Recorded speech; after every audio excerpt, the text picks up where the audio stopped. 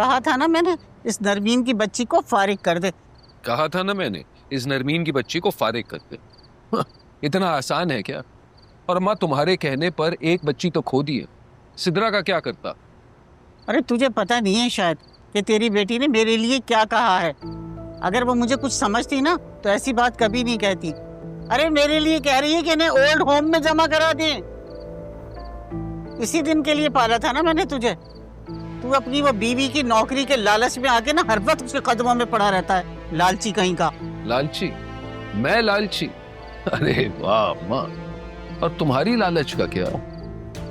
इसी सरकारी नौकरी की वजह से, इसी लालच की वजह से तुमने मुझसे उसकी शादी करवाई थी और दे गई वो तुम्हें सरकारी नौकरी वाली बेटी। इसकी वजह से तुमने मुझसे मेरी मोहब्बत छीन। और तुमने जो तारा से लालच में शादी की थी उसका क्या? माँ, तुम अच्छी तरह जानती हो, तारा से मैं मोहब्बत करता था। मोहब्बत करने के बाद मुझे पता चला कि वो अमीर खानदान से है। मुझे लगा कि इकलौता दामाद हूं, ख्याल रखेंगे मेरा, लेकिन तुम्हें तो सब्र ही नहीं था ना। भेज दिया तुमने उसे घर से।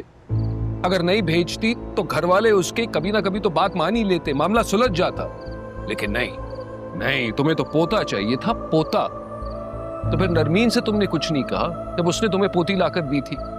उससे क्यों नहीं कहा कि बीबी बेटा चाहिए वरना अपनी मां की कब्र पर चलो?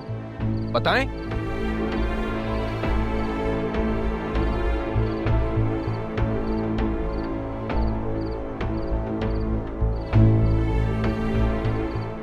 अरे यही तो गलती हो गई थी मुझसे कि मैंने उसे घर से निकाल दिया। ये नहीं होना चाहिए था। खुदा की लाठी बेआवाज होती है अम्मा, लेकिन जब लगती है ना तो 14 तबक रोशन कर देती है। उड़ा ले माँ का मजाक। सब कसूर मेरा ही था ना। तू तो जैसे दूध का धुला हुआ था। अरे लड़की भगाकर लाके मेरे सामने खड़ी कर दी है, तो क्या मेरे सीने पे सांप नहीं लौटता? वैसे दिल की बहुत काली हो तुम अम्मा। अरे काली तो वो है तेरी बीवी, उसका दिल भी काला है, उसकी जुबान भी काली है। शायद तुम भूल रही हो अम्मा, मेरी बीवी तुम्हारी लाडली कमाऊ पुत भांजी और पसंदीदा बहू थी।